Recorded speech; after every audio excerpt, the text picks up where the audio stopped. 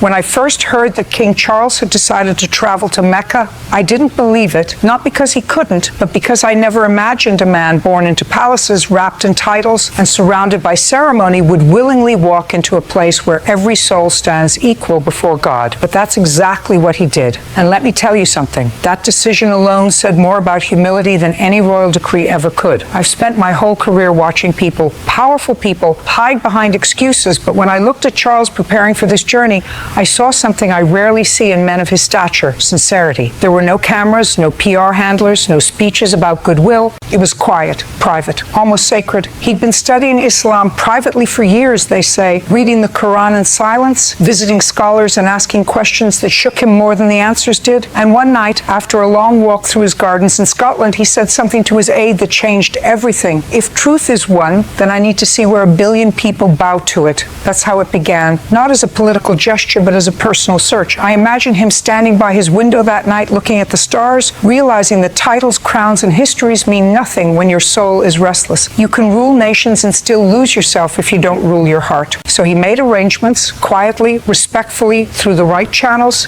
It wasn't simple. Mecca is sacred ground, not a tourist destination, and for someone like King Charles to step there meant crossing the boundaries of privilege and entering a world where his name carried no weight. I heard he was nervous, and I believe that. You don't approach holiness without trembling a little. The day he left, London was grey, the kind of sky that reminds you how small you are under heaven. His entourage was stripped down to the essentials: no velvet, no medals, just simple clothing and a face that carried more questions than answers. And when that plane landed in Saudi Arabia, something in him changed. Witnesses said he didn't speak for hours, just stared out the window as the desert stretched endless and golden, a horizon so ancient it made Buckingham Palace feel like a recent rumor. I can almost hear his thoughts. All my life I've been bowed to. Now it's my turn to bow. The first steps in Mecca are not just footsteps, they're confessions. Every pilgrim who walks that path carries a weight, and Charles carried centuries of kingship, empire, and ego. But Mecca doesn't care about your lineage. It only asks what's in your heart. When he entered the holy city, dressed in the simple white cloth of Iram, the uniform of equality, there were no guards, no trumpets, no signs of royalty, only the hum of prayers rising from every direction.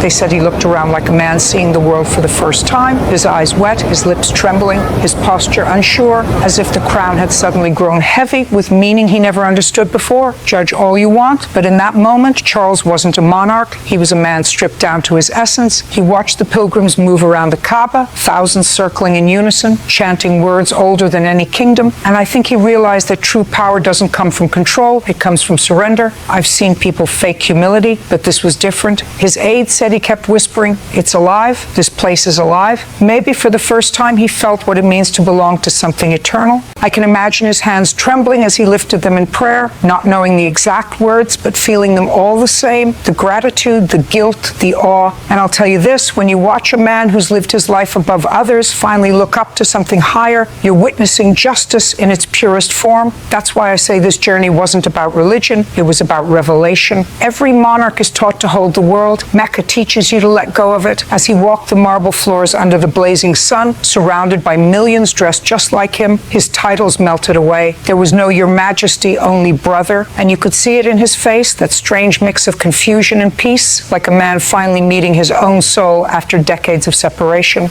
He stopped before the Kaaba, that black cube that hums with centuries of devotion, and for a long time he didn't move. He just stood there breathing, absorbing, remembering. Some say he wept. I believe it, because when truth hits you, it doesn't ask permission, it just breaks you open. And somewhere between those tears and those prayers, King Charles began to understand something no crown ever taught him, that greatness isn't measured by what you rule, but by what you revere. People talk about leadership and legacy. Well, I think he found both on that pilgrimage, not in speeches or ceremonies, but in silence, in the sound of millions whispering, "Labbaik Allahumma labbaik, here I am, oh Lord, here I am." I can almost hear Judge Judy's tone here, sharp, clear, unwavering, because she doesn't waste words on flattery. She'd say, finally, a king who learned how to kneel, and that's the truth. Because before you can lead men, you must learn to follow truth, and that's exactly what Mecca teaches, to strip away every illusion until what's left is sincerity.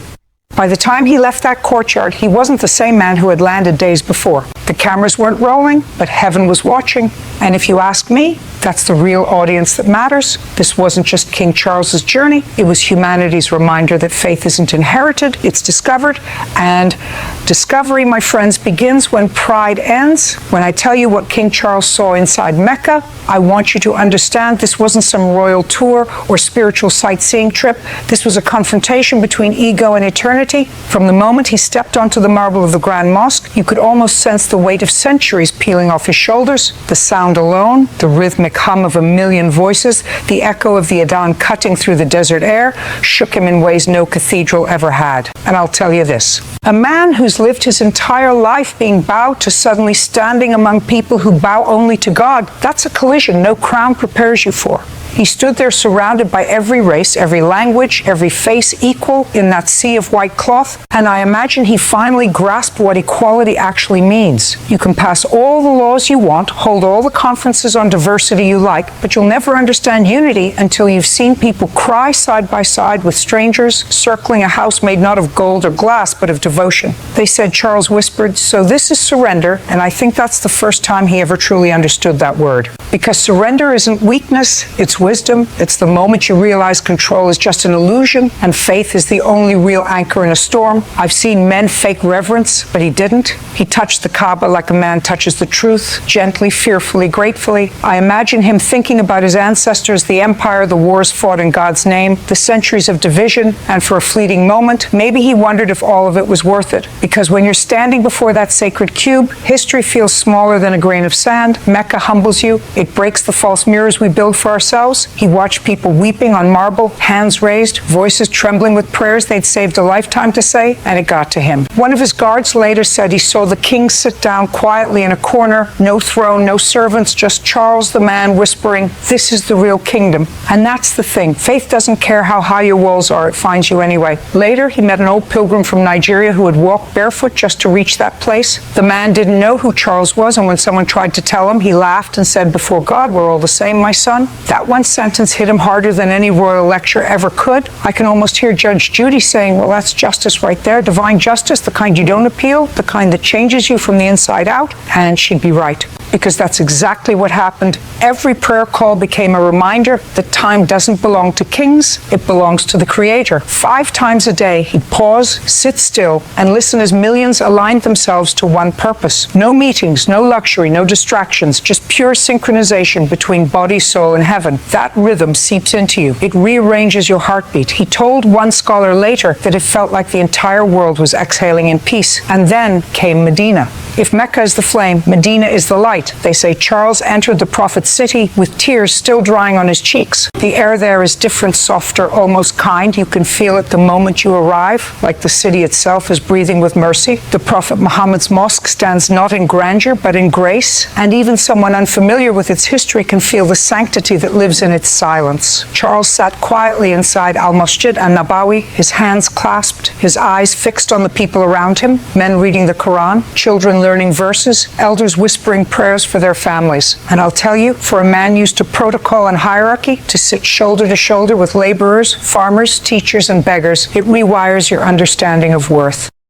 He wasn't King Charles there, he was just another soul seeking connection.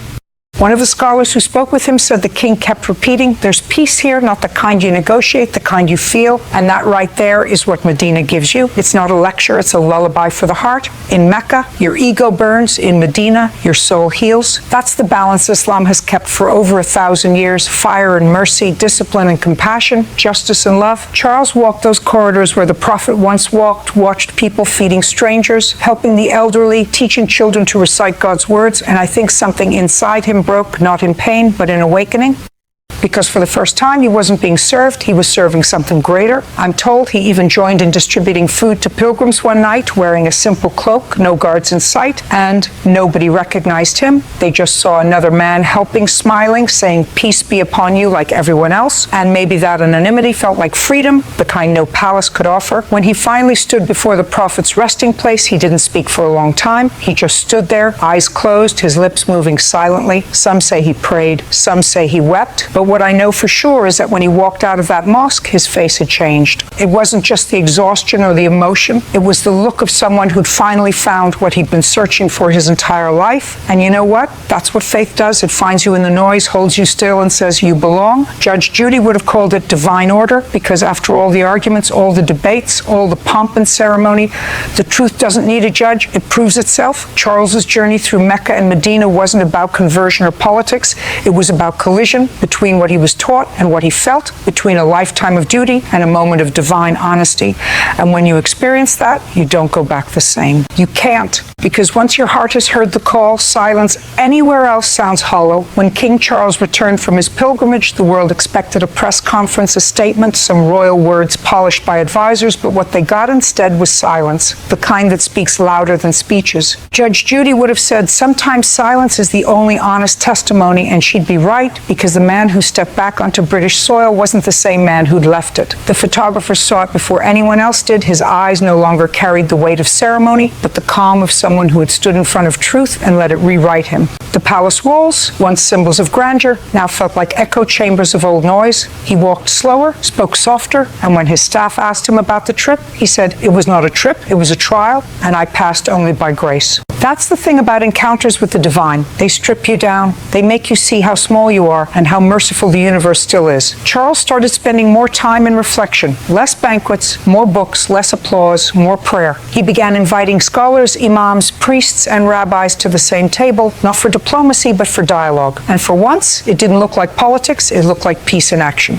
I imagine Judge Judy narrating it like a closing argument. Ladies and gentlemen, after all the titles and tributes, the only verdict that matters is whether a man's heart has learned humility. She'd say it, pause, look straight into the camera, and let the weight of it settle. Because Charles had learned humility, not the kind that's rehearsed, but the kind you earn through tears, heat, and miles walked in devotion. He started supporting humanitarian projects in the Middle East quietly, with no headlines, no publicists. They said he donated anonymously to rebuild homes near the desert towns where pilgrims rest. And every night he'd read passages from the Quran beside his Bible, not as contradiction, but as continuation. You see, he didn't come back to declare a conversion. He came back to declare a comprehension that God's mercy is bigger than the walls we build around his name. The British press tried to analyze his calm. The tabloids called it a spiritual shift, but I'd call it what Judge Judy would, a man finally meeting himself without his title. His sons noticed it too. They said he laughed more often, hugged longer, and when he spoke of leadership, he spoke of service, not sovereignty. And that's the paradox of faith. The higher you rise in humility, the freer you become. Mecca had burned away the arrogance.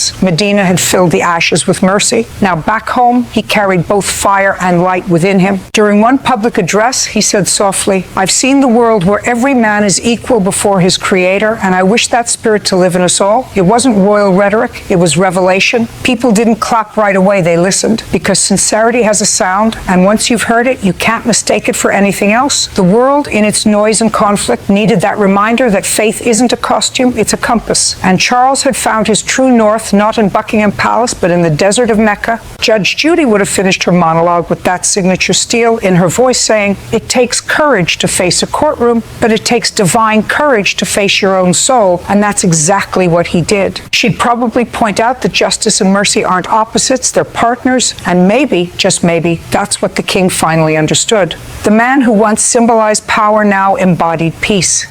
He no longer wanted to rule minds, he wanted to reach hearts. You could see it in the way he paused during national prayers, the way he listened instead of lecturing, the way his voice trembled when he mentioned the word faith. He even began restoring old mosques across the Commonwealth, not for show, but for reverence. And when someone asked him why, he simply replied, because they are houses of God, and God's house belongs to everyone. That right there is spiritual evolution. The king who once represented crowns now represented connection. It's poetic justice, the kind